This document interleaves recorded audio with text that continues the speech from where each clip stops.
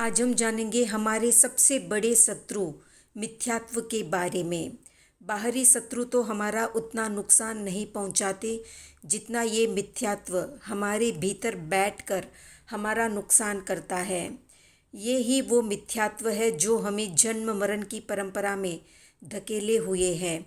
मिथ्यात्व यानी जो सही है उसे गलत समझना और जो गलत है उसे सही समझना। मिथ्यात्व एक परम रोग है, परम अंधकार है और परम शत्रु है। मिथ्यात्व एक तरह से विष है। शारीरिक और मानसिक रोग अनेक है। कहावत प्रसिद्ध है कि शरीर व्याधि मंदिरम, अर्थात ये शरीर तरह तरह की व्याधियों का घर है, मगर मिथ्यात्व उन सब में सबसे बड़ी व्याधि है। सघन मेघों से आच्छादित अमावस्या की रात्रि का अंधकार अत्यंत गहन होता है। उसमें मनुष्य को कुछ भी दिखाई नहीं देता, किंतु मिथ्यात्व का अंधकार तो उससे हजारों लाखों गुना गहन और घोर होता है। मिथ्यात्व का अंधकार जब अंतर आत्मा में छा जाता है तो आंतरिक नेत्रों की ज्योति भी बुझ जाती है।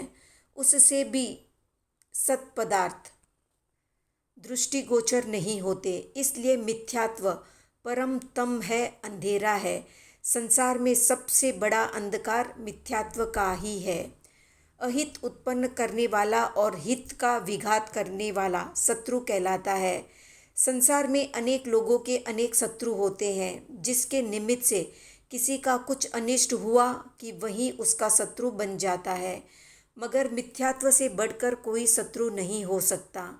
बाहरी शत्रु बाहर होते हैं, उनसे सावधान रहा जा सकता है, परंतु मिथ्यात्व शत्रु अंतर आत्मा में ही घुसा रहता है।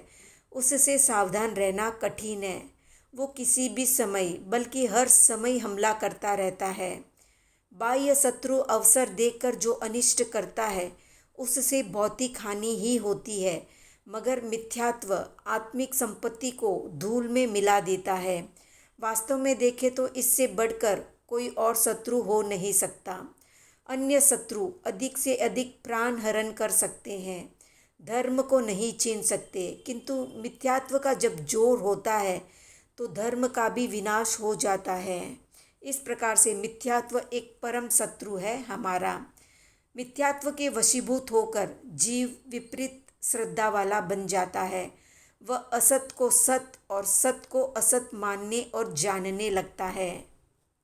जैसे पित्त ज्वर में मनुष्य मधुर रस को कटुक अनुभव करता है, उसी प्रकार मिथ्यात्व के प्रभाव से जीव सच्चे देव को कुदेव, सच्चे गुरु को कुगुरु और सच्चे धर्म को कुधर्म समझता है।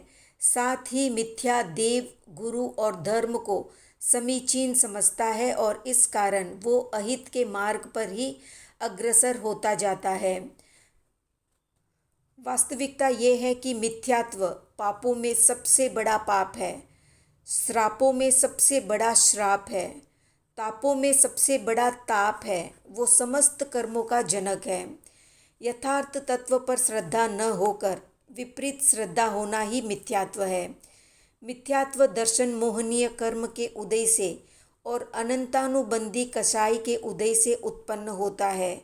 जो जीव इन कर्मों का क्षय, उपशम अथवा क्षयोपशम कर डालता है, उसके मिथ्यात्व का अंत आ जाता है। मिथ्यात्व के नष्ट होने पर सुदेव, सुगुरु और सुधर्म पर सच्ची श्रद्धा एवं प्रतीति करना सम्यक्त्व कहलाता है। शुद्ध सम्यक्त्ववान जीव कुगति में नहीं जाते, जबकि मिथ्यात्वी जीव प्राय घोर नरक की यातनाएं सहन करते हैं। सम्यक दृष्टि जीव मुक्ति पथ पर विचरण करते हैं। जो राग द्वेष से सर्वथा मुक्त हो चुके हैं और सर्वज्ञ और सर्वदर्शी है, ऐसी आत्माएं सुदेव है। पंच महाव्रतधारी, कनक कामिनी के त्यागी, जिन प्ररूपित धर्म या चारित्र का पालन करने वाले अनगार हमारे सच्चे गुरु है, और सर्वज्ञ वीतराग भगवान द्वारा प्ररूपित दयामयी धर्म ही हमारा इष्ट धर्म है, सच्चा धर्म है। इस प्रकार की दृढ़ प्रतीति सम्यक्त्व, समकित या सम्यक दर्शन कहलाती है। जब आत्मा में सम्यक्त्व का उदय होता है तो अनेक प्रकार के सात्विक सद्भाव उत्पन्न हो जाते हैं। अनंतानुबंधी कसाई न रहने से आत्मा में एक प्रकार की अनिर्वचनीय शांति उत्पन्न होती है, जिसे प्रशम भाव कहते हैं। वस्तु स्वरूप का यथार्थ परिज्ञान हो जाने से वो जीव सांसारिक पदार्थों का उपभोग करता हुआ भी उनमें लिप्त नहीं होता, बल्कि उदासीन वृत्ति से बर्ताव करता है। वो मोक्ष की ओर उन्मुख हो जाता है। उसका हृदय अत्यंत मृदु बन जाता है। इसलिए किसी भी दीन दुखी जीव को देखता है तो करुणा का स्रोत प्रवाहित होने लगता है। वो आत्मा स्वर्ग नरक पुण्य पाप आदि भावों पर अटल विश्वास रखने के कारण परम आस्तिक होता है। सुदेव सुगुरु और सुधर्म पर सच्ची श्रद्धा रखने वाले ही सच्चे श्रावक हैं। श्रावक स्वप्न में भी मिथ्यात्व का सेवन नहीं करते। मोक्षार्थी जीव को मिथ्यात्व से सदा के लिए मुंह मोड़ लेना चाहिए। जीव को जब तक मिथ्यात्व के पाप से छुटकारा नहीं मिलता, तब तक वो सम्यक्त्व रत्न की प्राप्ति नहीं कर सकता, न मोक्ष मार्ग के सम्मुख ही हो सकता है।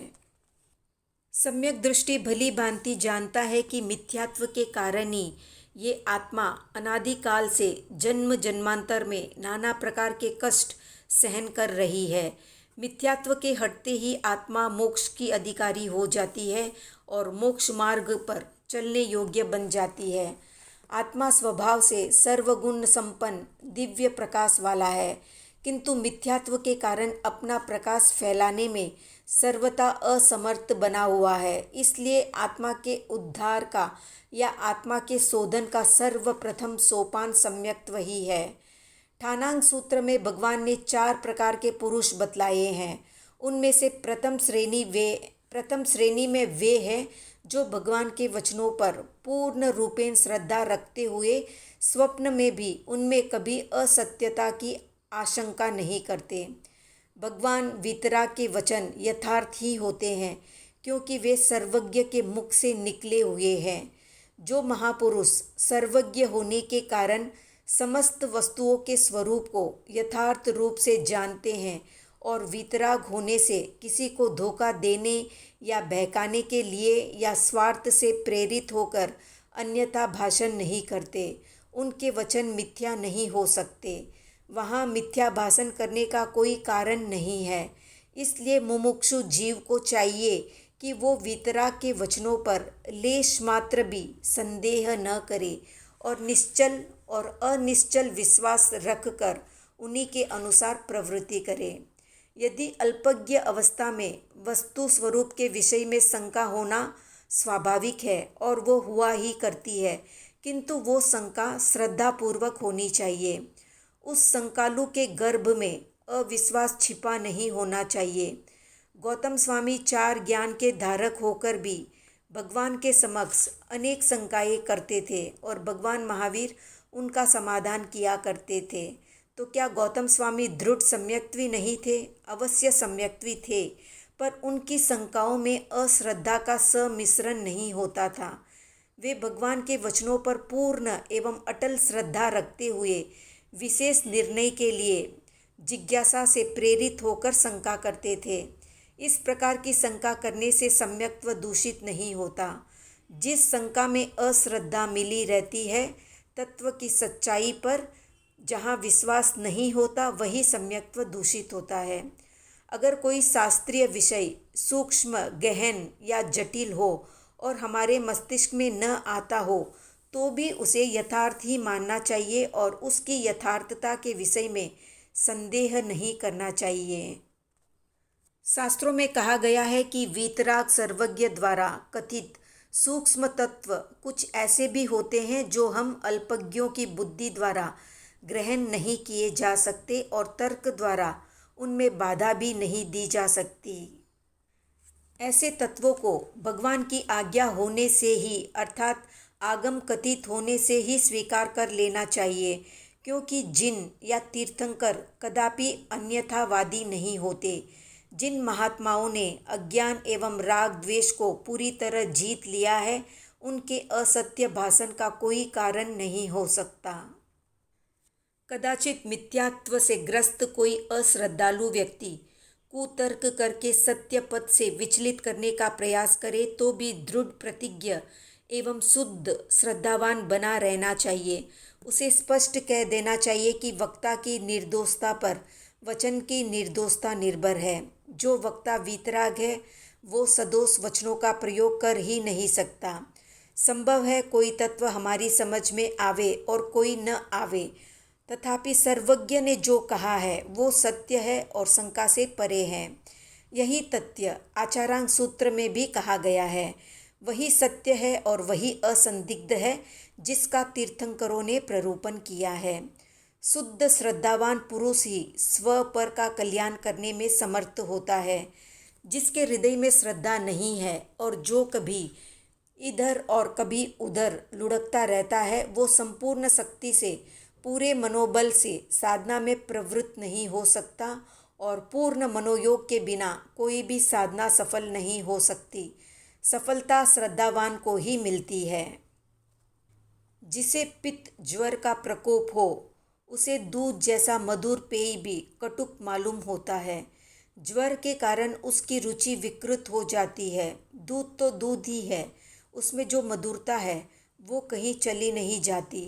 ज्वर के रोगी के लिए दूध अपने आप में कटुकता नहीं भर लेता, लेकिन ज्वर के प्रभाव से रोगी की रुचि ही बदल जाती है।